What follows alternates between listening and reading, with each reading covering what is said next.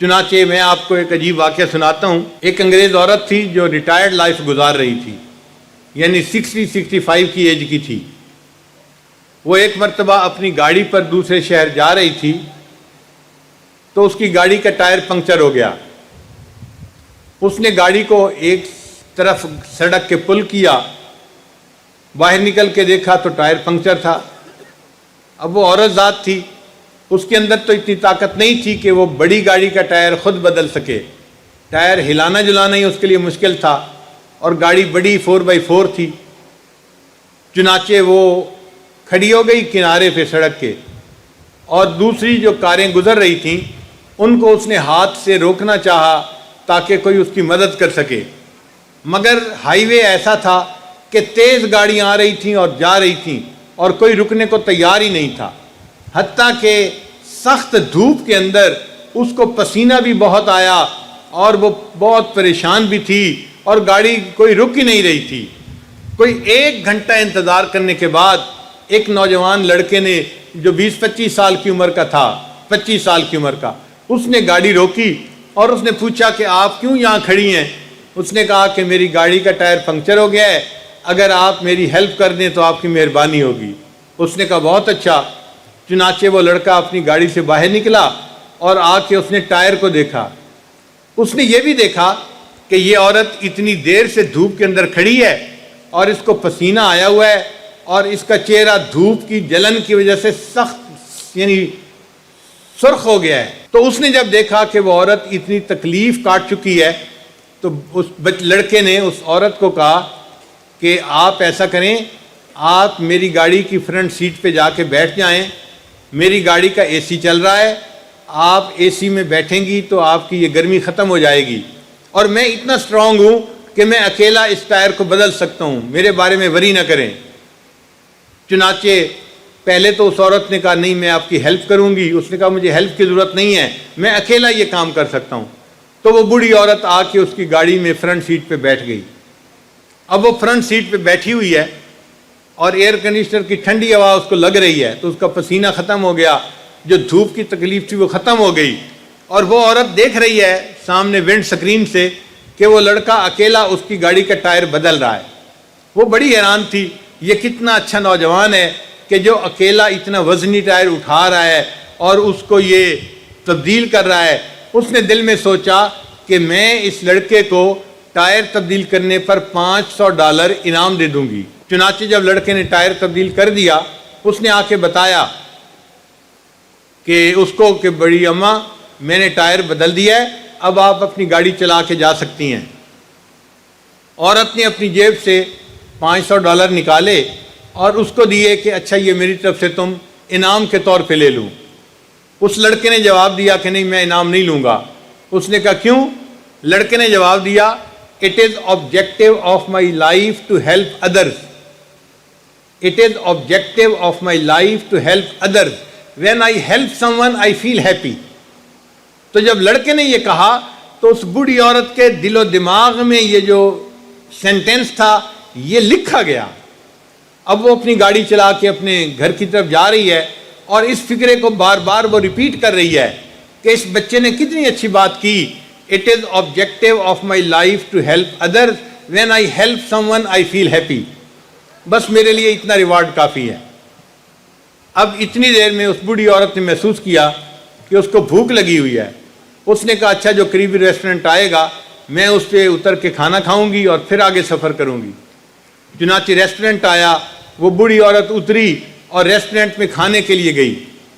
جب ویٹریس اس کا کھانا لے کے آئی تو بوڑھی عورت نے دیکھا کہ وہ ویٹریس پریگننٹ تھی، اور تقریباً اس کے پریگننسی کے کوئی 8 مہینے گزر چکے تھے، یعنی اس کے پیٹ سے جسامت سے اندازہ ہوتا تھا کہ بچے کی ولادت کا وقت بہت قریب ہے۔ اب یہ بوڑھی عورت کھانا کھا رہی تھی مگر اس کے دماغ میں وہی بات گھوم رہی تھی It is objective of my life to help others. When I help someone, I feel happy.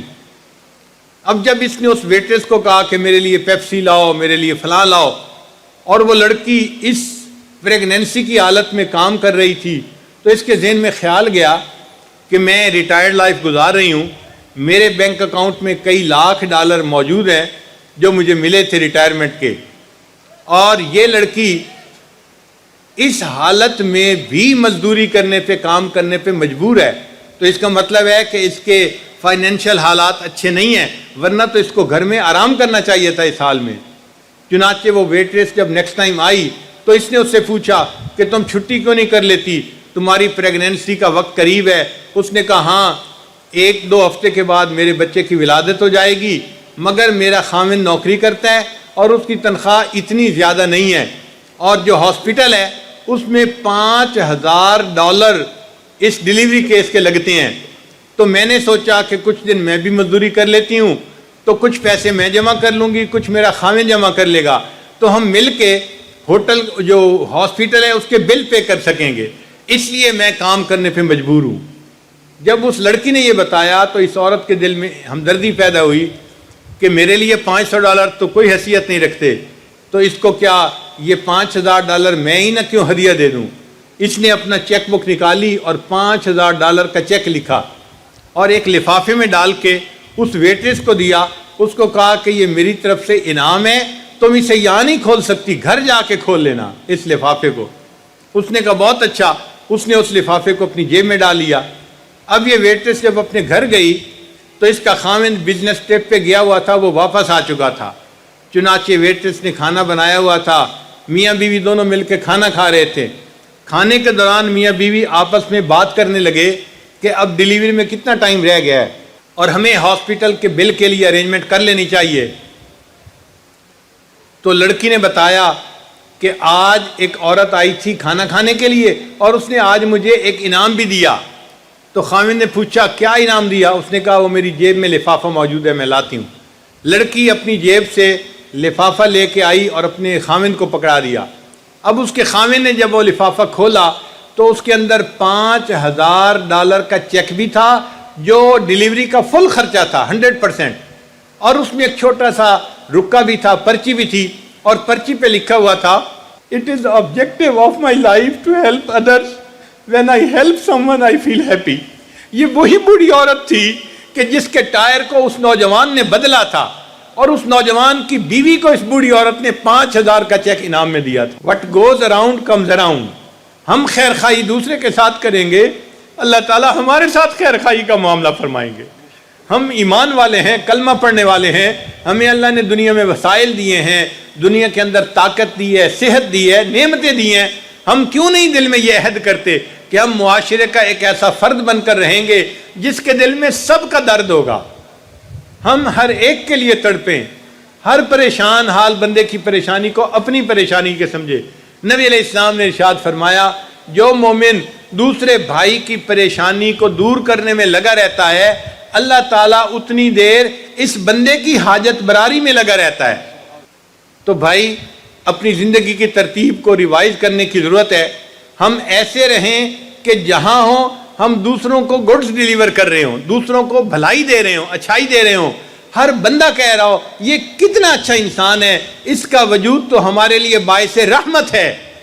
اور آج حالت یہ ہے جہاں ہم رہتے ہیں لوگ سمجھتے ہیں کہ یہ بندہ تو ہمارے لیے باعث زحمت ہے۔ تو اس نقطے کو ہٹا دیجئے اور اللہ کے بندوں کے لیے زحمت کی بجائے رحمت بن جائیے۔ قرآن مجید نے فرمایا وَأَمَّا مَا يَنْفَعُ النَّاسَ فَيَمْكُثُ فِي الْأَرْضِ، اور جو انسان دوسروں کی نفع رسانی کے لیے کام کرتا ہے اللہ اس کے قدم زمین میں جما دیتے ہیں۔ قدم زمین میں جمانے کا کیا معنی؟ اس کو رزق بھی اچھا دیتے ہیں، عزت بھی دیتے ہیں، تبھی تو قدم جمتے ہیں، ودن تو قدم ہوا میں ہوتے ہیں۔ تو اللہ تعالیٰ ہمارے قدم جمائیں گے اگر ہم دوسروں کے کام آئیں گے۔ اللہ تعالیٰ ہمیں ہمدردی کرنے والا دل عطا فرمائے اور دوسروں کے غم کو اپنا غم سمجھنے والا اللہ تعالیٰ دل عطا فرمائے۔ وآخر دعوانا ان الحمد للہ رب العالمین۔